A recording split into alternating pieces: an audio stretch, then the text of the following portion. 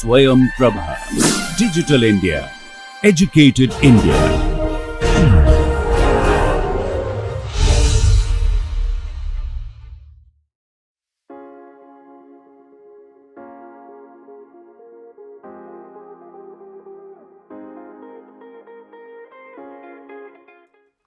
This is the class on review, and strength of materials is a subject where experimental information forms the basis for the development.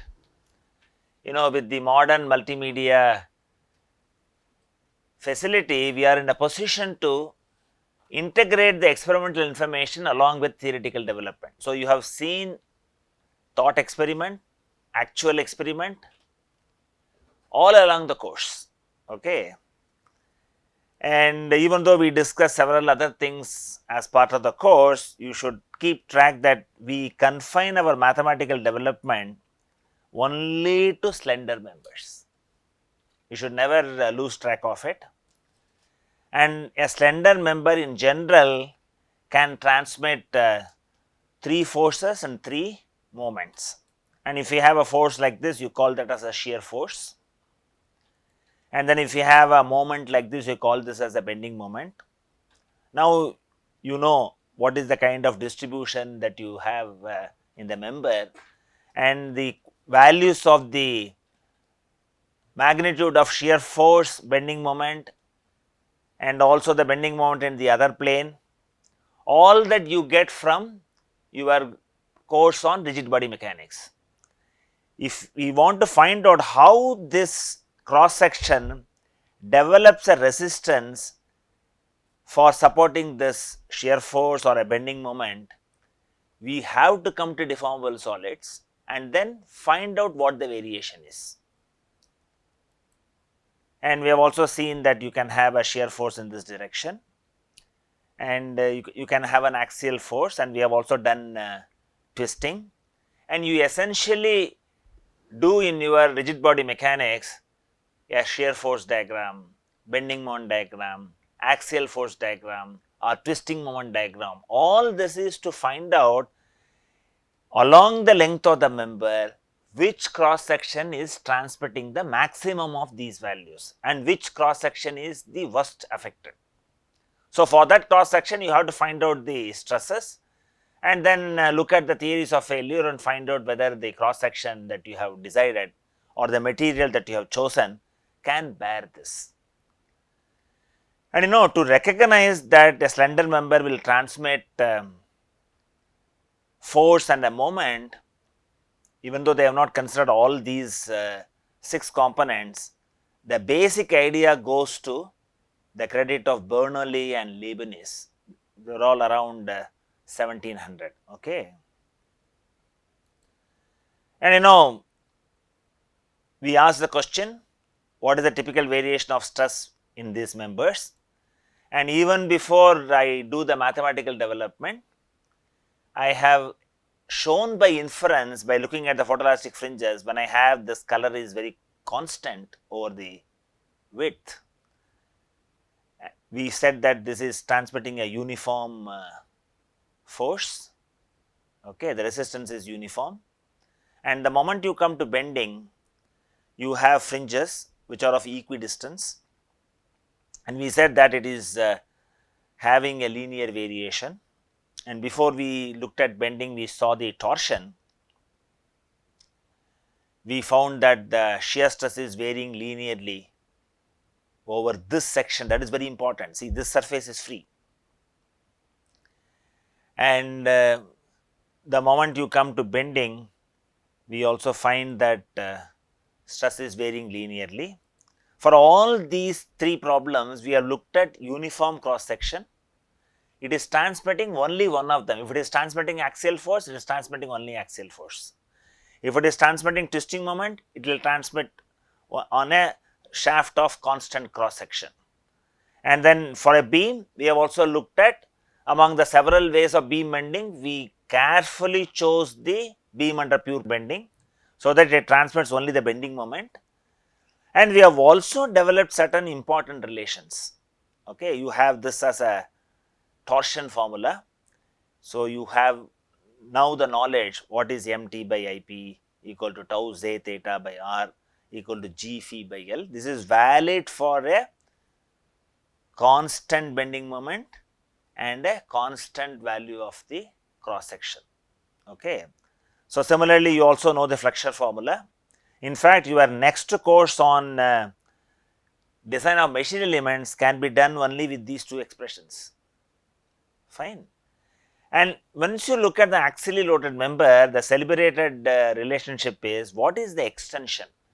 Delta equal to PL by AE. These are all celebrated expressions. You need to remember them. You will not have time to derive this from first principles. And we have effectively used this when we wanted to analyze the hoop. So, delta equal to PL by E is a very, very famous expression.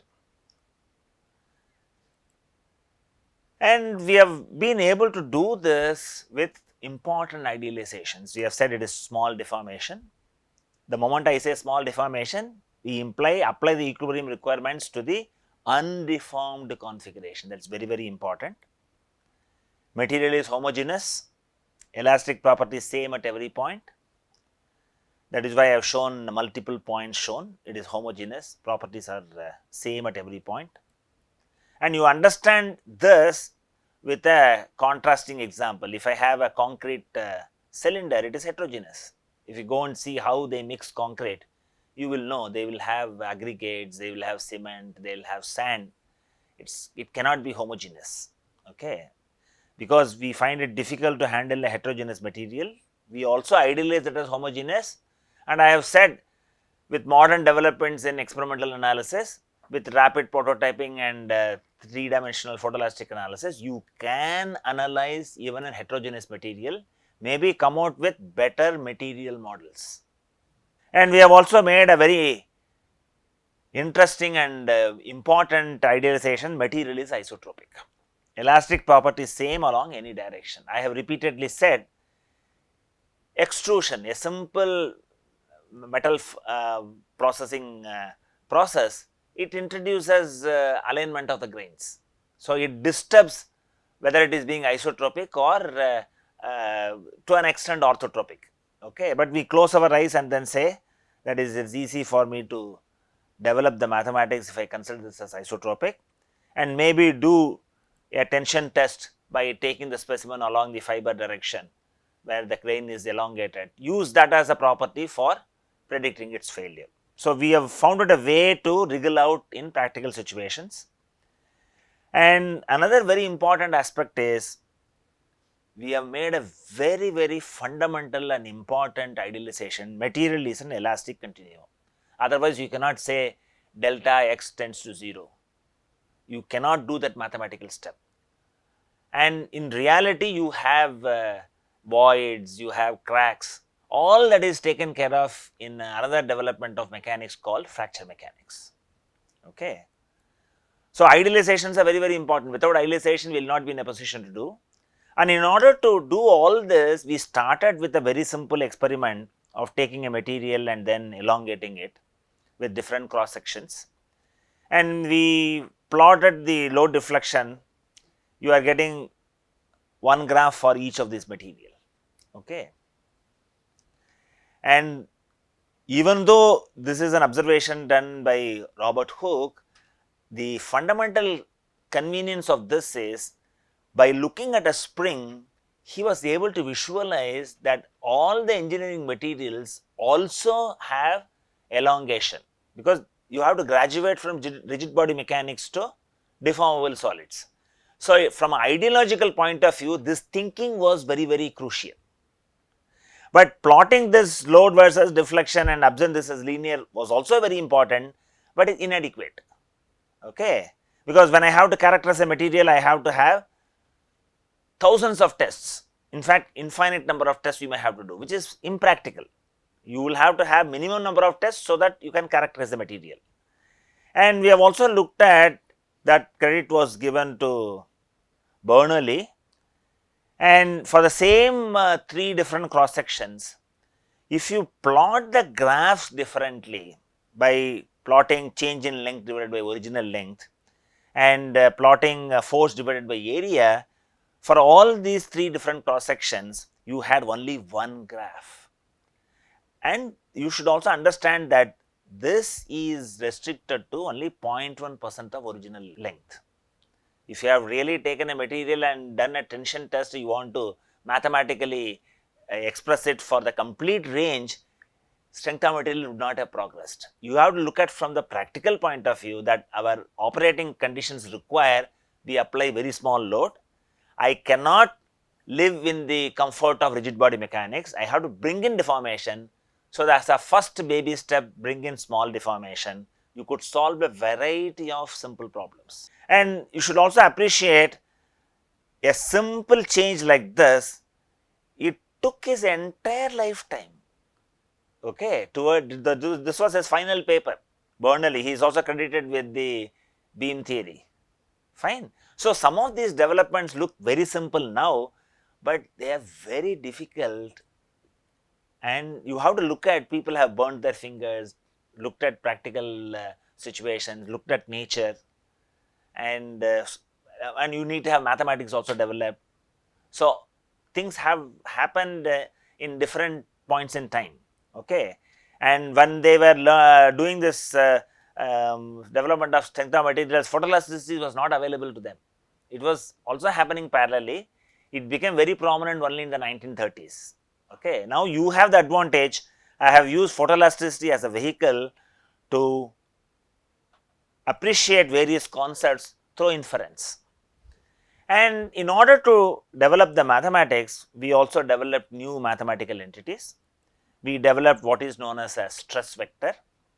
That stems from the fact that when I break the chalk breaks at different planes as if chalk is intelligent. Depending on the load applied, failure is on different planes. So, what happens on a particular plane is very, very important and fundamental. And then we took a point and a small area surrounding this point, that is the definition. Okay. And we found there could be a resultant force, and following what we have looked at in Robert Hooke's experiment and also the following improvement by Bernoulli, we defined a quantity force divided by area for the small area around it in the limit delta A tends to 0. So, we coined a new symbol T cap 1. When I say 1, it is referring the plane 1, plane is defined by outward normal, and then it is desirable that you put a vectorial symbol, but it may be difficult to write. So, we also said that the moment I put a cap, you understand that this is a vector. If I have any subscripts, then you look at this as component, easy for us to handle while writing the equations. And the definition is, the stress vector acting on plane 1 is limit delta A tends to 0, delta T1 divided by delta A. Okay. And you have this material because we have assumed this as an elastic continuum, and then you have equal and opposite forces happening. So, this was very fundamental for you to develop all the related concepts. And we said that you have to get stress vector on all the infinite planes passing through the point of interest, only then this is complete. Okay.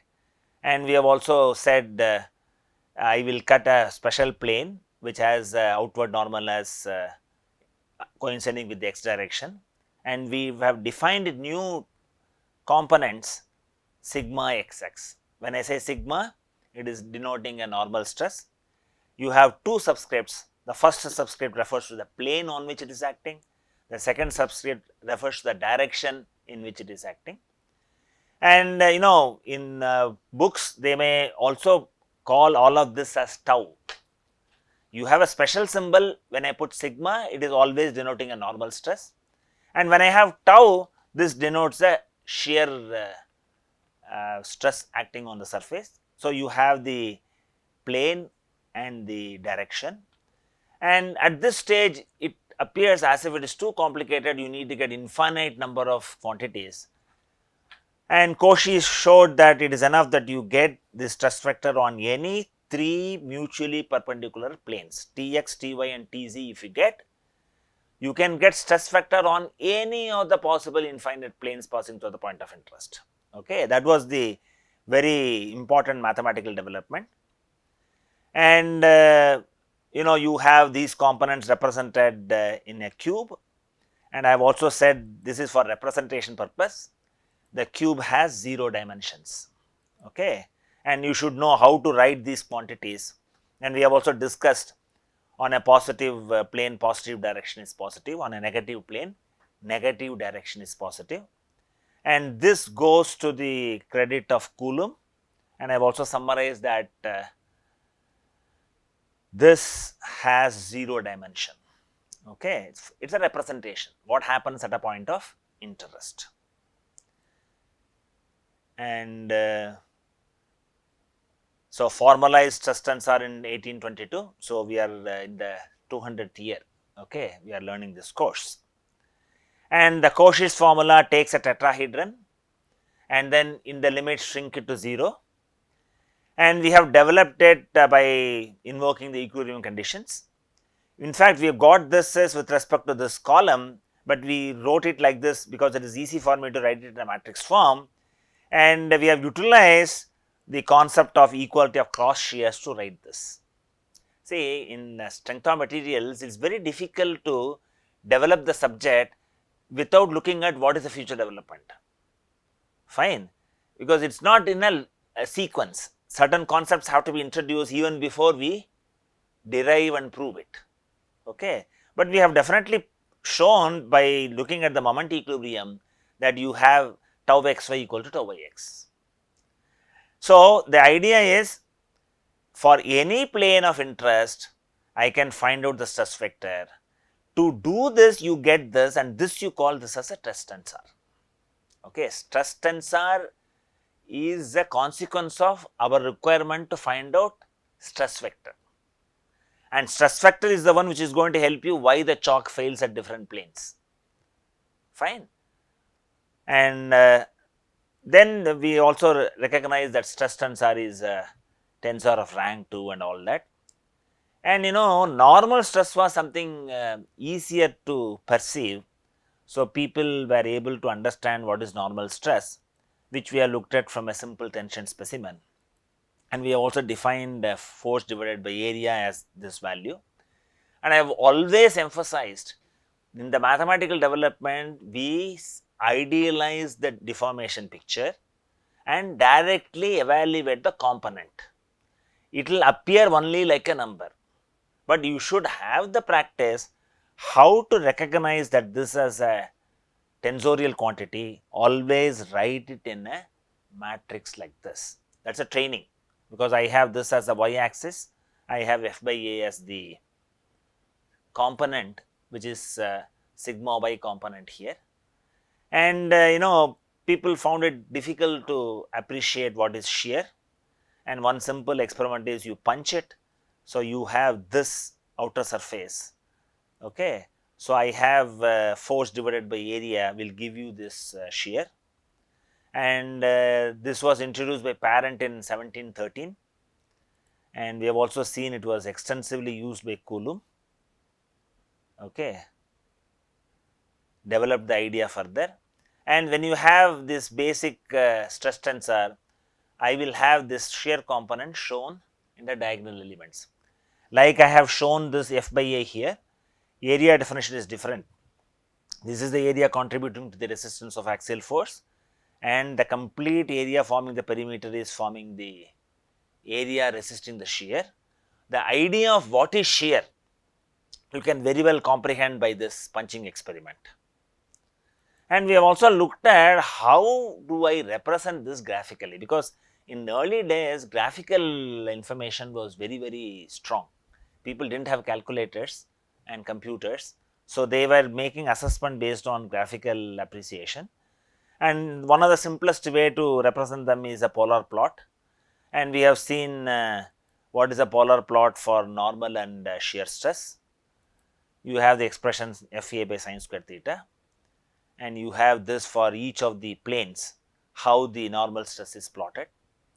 It looks very beautiful, okay, but it is difficult to draw, fine. and the shear stress appears like a beautiful butterfly, and you can also correlate with respect to the different planes. So, this is one simple way of doing it. Even for a simple axial load, you have such beautiful patterns, but later on we realize that the stress state can be beautifully and conveniently represented in the form of a circle, that we call it as a Morse circle. And in the development, we have also discussed a very important principle, which is usually talked in the sideline in books. So, you have to appreciate what is the Saint-Venant principle. If I apply an axial load, I can apply it by either a single force or two forces or three forces, or even an uniform loading if I am capable of having a grip and pulling it. So, when I go from this to this, I am going more and more uniform. So, what happens is, this is the photoelastic fringe pattern. So, when I apply the load, you find that becomes a uniform color only at distances away from the load application points, and this points get shifted when I make the load more and more similar to the anticipated distribution. So, what the Saint-Venant principle says is, if the applied load is statically equivalent away from the point of loading, your computation will match the theoretical conjecture. Okay.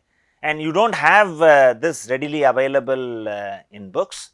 With photoelasticity, we are in a better position to show. So, it takes some distance. So, it becomes finite only when it is distributed 3 times. The resultant is same as this force, never forget that. Okay. It is a very, very important principle that we have utilized it now.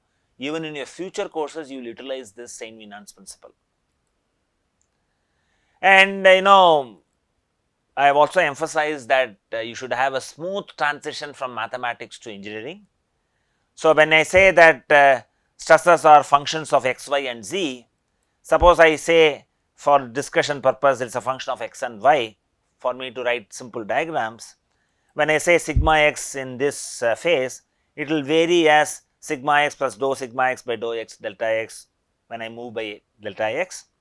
When I move by delta y, I will have this, but when I move by delta x and delta y, I will have this kind of variation, fine. But product of small quantities is much smaller, fine. So, when I replace this by an average that is acting on this phase,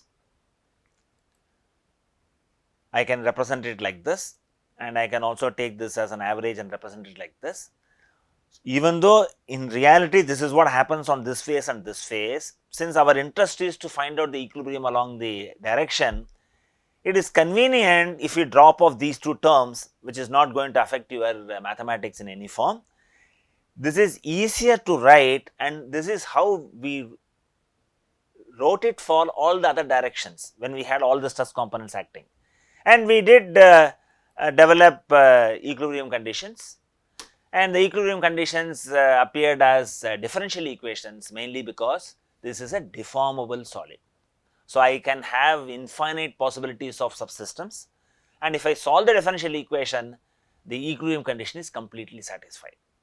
So, I have this as a force equilibrium condition, and this is the moment equilibrium condition, and the moment equilibrium condition establish equality of cross shears. This property we have used already while writing the Cauchy's formula for finding out the stress vector. Okay. Some back and forth is unavoidable, and stress is a tensor, it is not a vector. Okay. So, if I have to find out stress tensor with respect to x prime y prime, initially I will have to get the stress vector on plane x prime and y prime. That is easily achieved by your Cauchy's formula. Okay.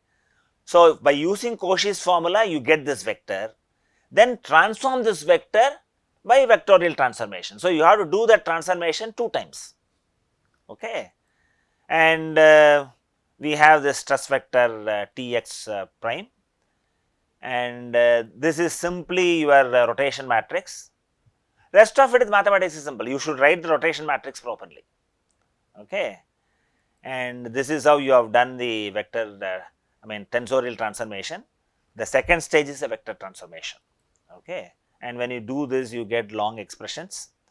And I have also said how to get these without going through matrix multiplication, just by indical notation. How to write this is very convenient. You don't have to remember, provided you write the rotation matrix very carefully.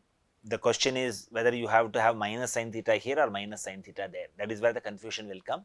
So, if you simply take a xy axis and x prime y prime axis, take a point, and you find that x prime is longer, so it will be positive, and y prime is shorter, so it will have negative. That is one way of remembering it. Okay. And it is very important. Once you have seen the stress transformation law, we have also looked at how this can be written in the form of a circle, and there is a procedure by which we adopted. We have plotted a graph between sigma and tau, and this is the stress state given pictorially, and I have the positive shear stress. For the positive shear stress on the x plane, we plot it downwards. The reason is, whatever the movement I do in the real plane, I should do in the same way in the Morse plane. Okay. So, if I rotate clockwise, I should rotate clockwise in the Morse circle also. If I rotate anti-clockwise, I should rotate anti-clockwise also. That is achieved only when I follow the sign convention for plotting the x plane. Once you plot this plane, you can join them and get the center, and with this center you draw the circle, and the circle contains the information of state of stress on all the possible infinite planes passing through the point of interest. Okay, at least in this plane. And you can also find out 2 points which have only normal stress, there is no shear stress, that is why they are called as principal planes. And you can also identify 2 other points where you have shear reaches a maximum, and I said in general when shear reaches a maximum, you will also have normal stress. If you go to only to pure shear stress state, you will only have maximum shear stress. You will not have any normal stress. Okay. And I have also said that I have taken a stress state so that this axis is not coming in between, and every point in the Morse circle is representing a stress vector on a particular plane. Okay. And I have also shown it pictorially how the stress components change. I can have different values of normal stress and shear stress, and as I come to the principal plane, I have only normal stress, I do not have any shear stress, and likewise this goes. And when I go to the maximum shear stress state, I have shear is maximum, but I still have some value of normal stress. And likewise we understood every point, so graphical representation was much more informative and convenient for you to comprehend the totality of what is the meaning of stress tensor. Okay. So, this is very convenient to see that. Then we have also looked at what are principal stresses and their directions. You can also coin this problem as a problem of an eigenvalue and eigenvector, and if I solve it as eigenvalue and eigenvector problem, I have no difficulty in finding out the associated directions, because I have the eigenvectors as sigma 1 and sigma 2, and the eigenvalues as sigma 1 and sigma 2, and eigenvectors I can find out nx and ny for each of this value. If I substitute for sigma 1, I get the value for nx, I also get the value for ny, and my principal stress direction is given as tan inverse ny by nx. Mathematically perfect and no ambiguity. Whether I have theta 1 is associated to sigma 1 or sigma 2, that ambiguity will not come. On the other hand, for hand calculation, we always calculate sigma 1 and sigma 2 using this basic expression, and once you calculate this, you should find out and label which is sigma 1, which is sigma 2. We have understood that sigma 1 is always algebraically greater than sigma 2, and sigma 2 is always algebraically greater than sigma 3. That is how we have developed all our mathematics and also the failure theories. Failure theories use basically the principal stresses. And if you want to find out the orientation or the principal stress direction, from stress transformation law you get tau x prime y prime. By the definition of principal planes, we say that this is 0. So, this gives you theta equal to 1 half of tan inverse 2 tau x y by sigma x minus sigma y. This is multi-valued problem. So, what you get as theta is not theta 1, what you get as theta, the second value is not theta 2. You will have to go to Mohr circle and then find out from the Mohr circle how you locate the theta 1 and theta 2. What is acute angle and what is obtuse angle. Only then you can fix. On the other hand, if you go by the eigenvalue, vector route, you do not have this difficulty, fine. Yeah. And we have also looked at there are invariants for a 2-dimensional representation of stress tensor. I1 is sigma xs plus sigma y by I2 is nothing but the determinant of this matrix, and I have this uniaxial stress, and if I plot Mohr circle, the Mohr circle is like this, and the same stress state can be represented in the tensorial matrix with non-zero numbers. The question is, when some stress state is given to you, how to investigate whether it is uniaxial or have a pure shear. These two you can identify from the invariants, and I can represent this same stress state with non-zero values of sigma x, sigma y and tau xy. Okay. I can do it like this. So, if I calculate what is I1 and I2, I am in a position to do that, and when you have I2 is 0, you have this as uniaxial stress, I2 is 0 here, and I1 is 0, you say that this is a pure shear stress state. It is a very powerful method of doing it. Okay. So, you should understand how to utilize these invariants, and when you do this as eigenvalue and eigenvector problem, eigenvectors are mutually perpendicular mathematically, fine. But people do not stop there. You have a very interesting experimental technique where you coat the specimen with a brittle material. So, when the stresses increase, I have all said in the chalk experiment also, it is a brittle material, it fails by maximum normal stress. So, you indirectly get the direction or the principal stress direction, and a very careful experiment was done by Professor Durelli, and he has shown that you have two families, one is like circle, another is like a radial line.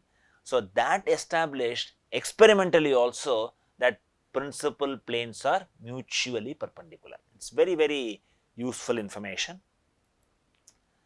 And we have also looked at shear cannot cross a free boundary. We have taken the problem of a plate with a hole, okay, and this has a very high stress concentration, and we have taken a point on the boundary, and we have said that shear cannot cross a free boundary, okay, and with this knowledge we have looked at and investigated what is happening at a point which I am taking on this.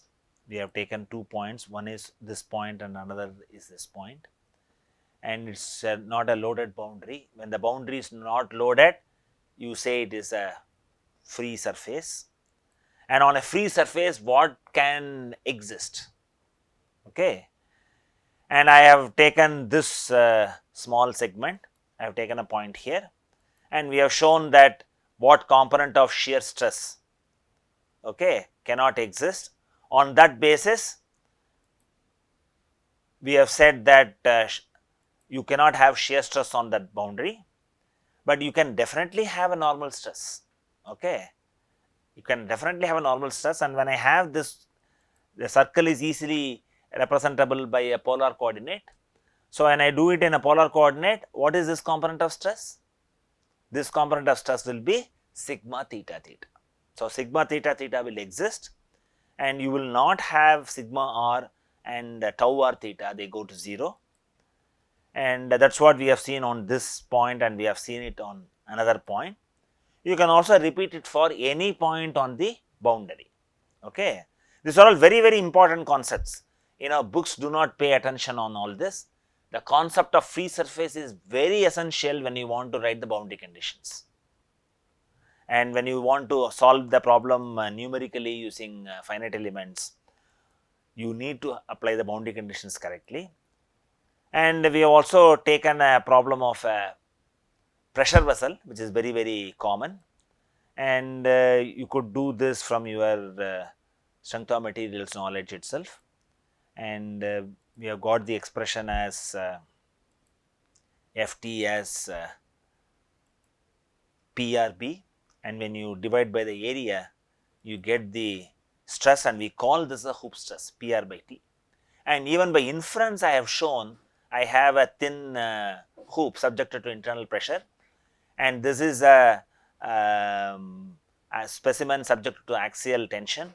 You have constant color in this, you also have constant color seen in the hoop. So, even though the pressure vessel looks complicated, the stress transmitted by this is very simple, it is constant, like what we have in a uniaxial tension, which you had seen it by inference, fine. And I said that this is a closed pressure vessel. When I have a closed pressure vessel, I should also worry about what is the force in the other direction, and we have taken a generic cross section, and this is FL is equal to P by P pi r square, okay, and I get sigma ls PR by 2T, and we have got sigma hoop as PR by T. And if you take any generic point, it is a true case of a two-dimensional state of stress, okay. It is because if you look at I1 and I2, they are not 0, and I have this the very famous stress tensor, and I have also said when you are plotting the Mohr circle, you should also be careful. If sigma 3 is 0, its nuisance value has to be appreciated. So, if you draw the Mohr circle for this, and if you say that this is tau max, then you are mistaken, your metallic can will fail even when you take your Pepsi. You do not want that to happen, okay, because this is a ductile material, it fails by shear. So, you have to recognize the nuisance value of sigma 3, and the tau max is actually twice this value. So, you have to be very alert. So, one of the commonest example has both the principal stresses in the same direction. In all those cases, whether it is positive or negative, you should recognize the nuisance value of 0. If you have the theory of failure differently, it gets automatically taken care of, that we will see later. Right now, you know only maximum shear stress. So, if you use maximum shear stress, do not call this as maximum, the real maximum is double this value. That is what we have alerted from this. And you must also have seen in many when you go in the train, you will see spherical tanks all over the place. Have you noticed it? Why do they use spherical tank? That is also you are having a fluid at high pressure, fine. It is difficult to construct, but if you do mathematically, if you take any section, see here we have taken a section perpendicular to this, your area is P pi r squared, area is pi r squared and the pressure is P, so the force is P pi r squared. So, on a sphere what happens? Anywhere you cut, you will have the, because it is a sphere, it is only pi r squared. So, everywhere here you have PR by T and PR by 2T, there it is PR by 2T and PR by 2T. What is the advantage? Do you see that it merges into a point when you want to draw the Mohr circle? And you will have to worry only about this PR by 2T and 0, and your maximum shear stress is 1/2 of what is there in a cylindrical pressure vessel. So, the spherical pressure vessel difficult to construct, but experiences less load, that is one advantage. Another advantage is they all store below the normal temperature, fine, I mean gases which are in liquid form. So, there sphere is one shape which has the least surface area for a given volume. So, heat transfer is less. When heat transfer is less, the fluid will not get pressurized. So, from all that practical consideration, even though higher cost in construction, spherical vessels are very widely used. So, you have to look at the application and find out whether you want a cylindrical pressure vessel. Cylindrical pressure vessels are also used, spherical pressure vessels also used. Okay. And we have also looked at, if you want to reduce the weight of the pressure vessel, you can have this as fiber reinforced. And one of the important knowledge that you have to gain is what should be the angle of this fiber. And we have also noticed that even in the tire, normally you ignore the tire. Oh, after all, it is a tire. Cycle tire may be like that, but the same tire is also supporting a aircraft which is landing and takeoff. So, there is a very complex mechanics involved. They also have cross plies. And I showed a very interesting, whether scientists are great or nature is far superior than scientists. You find a simple worm which is living under the sea, has a body which has fibers which are oriented helically, and it manipulates this for its locomotion also. It bulges and then stretches, okay, and that's how it does not have legs. You and I have legs and we can run. So, it has to move, so it utilizes this. So, it is inspired from nature. So, nature is far superior than human intelligence. Okay. And we moved on to strain, and the important learning in strain is, if I apply strain in one direction, if I apply a load, strain is there in all the three directions. Okay. And we have looked at uniform strain, and we have also looked at non-uniform strain. So, you have the circle deforms into a circle when there is uniform strain, and if there is a load is not uniform, and in order to get an appreciation of this kind of deformation, we need to develop new quantities. So, we said the change in length divided by original length is normal strain. Change in the original rectangle, we called it as shear strain. Okay. And we have also seen it in Cartesian coordinates, we have also seen it in polar coordinates, and then we have looked at how by using Taylor's approximation these quantities can be written. So, we have seen parallelly epsilon xx is dou u by dou x, and epsilon r is dou u by dou r, epsilon yy is dou u by dou y, and I said whenever you have a theta, you will have 1 by r, but you should know how to remember this u by r. Okay. And similarly, you have gamma xy, the opposite differentials. Whenever you have theta, you have 1 by r. This you can write, these two terms you can write, that the third term minus v by r you have to know. And you also have what is known as rotation. See, in fact, when we moved to bending, we saw this rotation. It all comes from the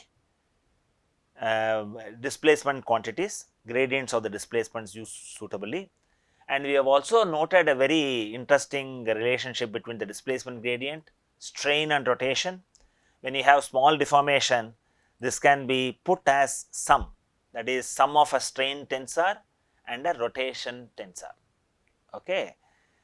And we have also looked at this is called infinitesimal strain, because we were looking at small deformation and we have looked at infinitesimal strain. Okay. And you also have, similar to Mohr circle of stress, you have Mohr circle of strain, the principles are same.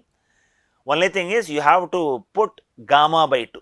I said whether you like it or not, people have developed many concepts using the shear strain as gamma, but tensorially only epsilon xy transforms. So, when you write it as a tensor, you write it in terms of epsilon xy. When you do certain other discussion, we do it in terms of gamma. The only difference is I had to put gamma by 2. Here again, every point represents what is a strain happening along that direction. And the greatest advantage in the case of isotropic material is the principal planes of strain and principal planes of stress are identical. That makes our life enormously simple. And we have also looked at what is the expression for the same expression like what you have got for the principal stress, you also have this for principal strain. Okay. And we have also looked at finite strain components, and we have said that the literature say that these are the quantities are exact. These become necessary when we want to go for large deformation, and this has been developed by several people, Cauchy, Almansai, and you have Green tensor, and you have this in metal forming, because we started strain by looking at the formation of Gudgeon pin, which is what is used in the IC engine. Here you see the deformation so visibly, that deformation you see visibly, it is large deformation, only finite strain can help. And other applications, the future is biomechanics. Okay, in rubber like materials, recoverable elastic strain deformation is very large, requiring the use of finite strains. And I have shown use of photoelasticity for epidural injection, and you have this needle is inserted deep into your skin. So, how the stresses are developed, if you want to mathematically analyze, you need to go for finite strain quantities. And we have also looked at the use of DIC along with tensile testing machine for you to get the data, and you can also get true stress and true strain. Yeah, now when you have the simple tension test, there are many things. We have looked at the elastic behavior, we have looked at proportional limit, we have looked at elastic limit, and yielding is very prominent in the case of mild steel. You have a peak and then it drops immediately, and we have looked at the usable range is very small, and we said that this is about 0.2% strain. All that is very important. Okay. So, this is how you have the material fractures, and we have also looked at what happens when I plot the same graph for ductile material with different percentage of strain. All your material models can be seen: elastic, perfectly plastic, and then bilinear elastic, and then elastic and strain hardening. All these are captured in the data. When you look at the strain levels that we want to work, these are applicable. And in contrast, what you find is, in the case of brittle materials, the tensile and compressive strengths are largely different. They are very strong in compression, very weak in tension, and also the strain levels what they can reach maximum are also considerably small compared to ductile materials. And the other important aspect is, if I do not have a clear depiction of your yield strength, the way to do is, you have at 0.2% strain, you draw a line parallel to the original slope, and then find out where it hits, and you take that as the yield strength. This is a accepted practice. Okay. And when you have unloading, unloading will happen only here when you reach this plasticity. Okay. So, you have elastic limit and proportional limit, all this is illustrated in this. And in a ductile material, if it yields, we say that it is yielding. And we have also looked at, for brittle material, how the failure happens, and you are in a position to do that. Okay. We have said that this is maximum tensile stress theory, and ductile material, it is at 45 degrees, you recognize from Mohr circle. So, failure happens at 45 degrees. Okay. That is why you have a cup and cone fracture. And we have also said how to label sigma 1 and sigma 2. And we have also learned what is a elastic constants, Young's modulus. We have also looked at what is a Poisson's ratio. When I say Poisson's ratio, it is ratio of minus transverse strain divided by longitudinal strain. And we have also emphasized that stress is uniaxial, but strain is triaxial. Okay. And we also know the standard values of Young's modulus. Okay. In this class, we have looked at what is the basics with which we started, because some of the topics that we have discussed are very recent, probably you remember them better. And the concept that we discussed earlier, we had a bird's eye view of how the subject has been developed, and we work on small deformation and slender members, never forget that.